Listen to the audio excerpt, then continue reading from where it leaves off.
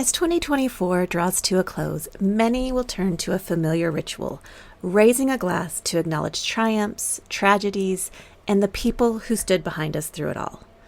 Alcohol, the age-old social glue, fosters connection, a space where we share our joy, unburden our grief, and find a sense of belonging. Over a century ago, another group of individuals used camaraderie and drink to navigate the darkness of their lives. These men, journalists who reported on society's most horrific crimes, gathered in a club unlike any other, the Whitechapel Club.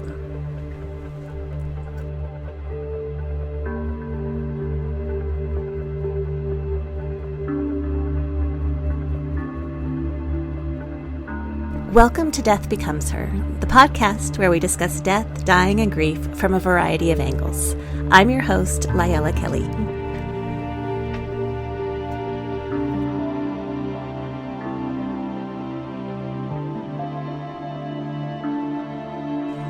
Picture this.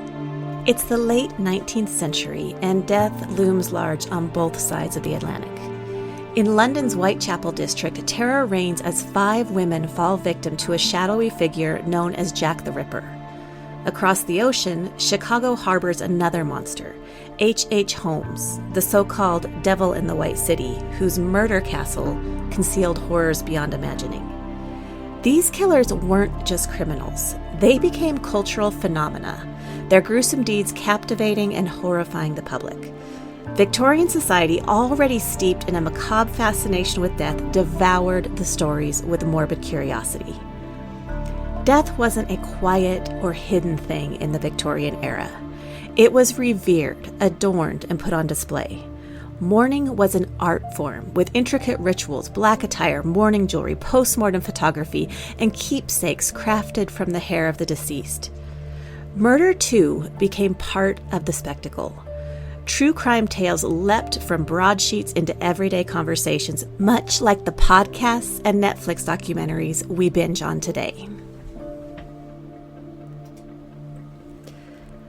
Amid this obsession, the Whitechapel Club emerged in 1889 in Chicago, formed by journalists who stared into humanity's darkest corners. Reporting on crime and death day after day, they sought a way to cope with irreverence, ritual, and plenty of alcohol. Their motto? Laugh in the face of death. The club's name was a nod to London's Whitechapel district, Jack the Ripper's infamous hunting ground. Their headquarters embodied the macabre. An oak door adorned with memento mori stained glass opened into a space where skulls became vases, lamps, and even drinking vessels. Murder weapons and gruesome relics lined the walls, while a coffin-shaped table dominated the board of directors' meetings. Even their gatherings were drenched in ritual. An article from the time described the club's signature punch, brewed in a Japanese bowl depicting the goddess of death, and served in cups made from skulls. The most prized vessel? The cranium of Bad Charlie, a murderer lynched in Wyoming. For these men, drinking wasn't just about dulling the horrors they reported on. It was a ritual, a communal act that turned their grim reality into something they could confront together. Perhaps the most astonishing event in the club's brief history was the cremation of Morris Allen Collins.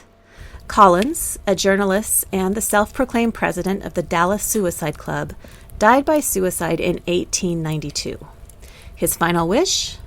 That the Whitechapel Club cremate his body, and they obliged with theatrical flair. On a stretch of Lake Michigan's southern shore, members constructed a towering funeral pyre. Draped in white robes, Collins' body was placed atop the structure. Torches in hand, the journalists circled the pyre, singing a dirge as the flames roared to life. As the body burned, harp and zither players performed somber melodies, and members reflected on Collins' life.